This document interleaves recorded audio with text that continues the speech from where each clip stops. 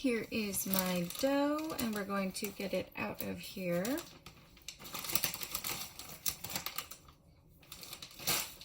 If I can.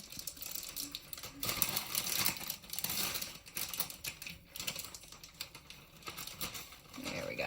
Now, if this were in a bowl, you'd have a nice place to just, you know, just be perfectly pillowy, and you're going to punch it down. I don't really have that beautifulness here, but still giving it some punches to get out those really big air pockets, kind of redistribute that air is what we want to do when we punch down the dough. Then it's going to be a little greasy there because I had that Pam spray in the bag. I'm going to reshape it, and we're going to divide this dough in half, and I'm going to show you two different things that you can do with your dough. So you can either choose to kind of do like I did and do two different things, or you can do all, I'm going to do dinner rolls and I'm going to do French bread, so that you can see both. I love, this is really pretty. You can see a lot of air pockets in there, so that's going to make for some really great bread. So I'm going to cut this in half so that it's about even. And if you don't have a bench scraper like this, you can use a knife. Okay, so this is going to be my, let's say it's going to be my rolls. I'm going to move them, I'm going to put it back over here, just in the bag while we wait.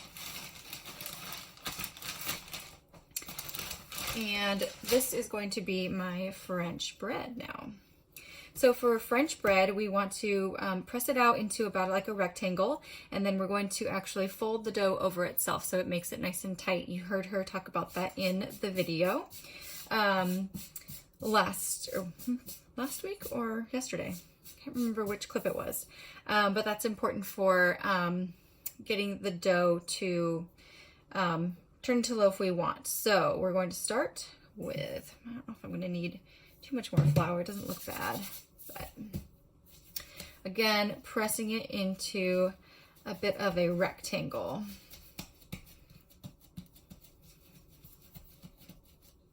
It doesn't have to be perfect, but rectangle-ish.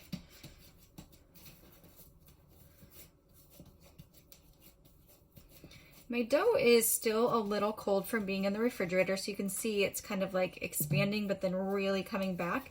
If you're finding that it's hard to work with your dough, it could be that it just hasn't had enough time to relax enough. So if you are feeling like that, which I might be experiencing with this, I can just feel with my hands it's also rather cold. We might want to give it more time to relax, especially now that we have divided the dough in half. Yeah, it's just really going all the way back. And this is especially important for like pizza. If you're trying to make a nice circle and you roll it to that size and then all of a sudden it shrinks back, just give it like 10 more minutes until the dough can have more time to relax. And we're going to give it about 10 minutes. So I'm not going to leave it out like this because otherwise it's going to dry out. So you want to get a clean towel.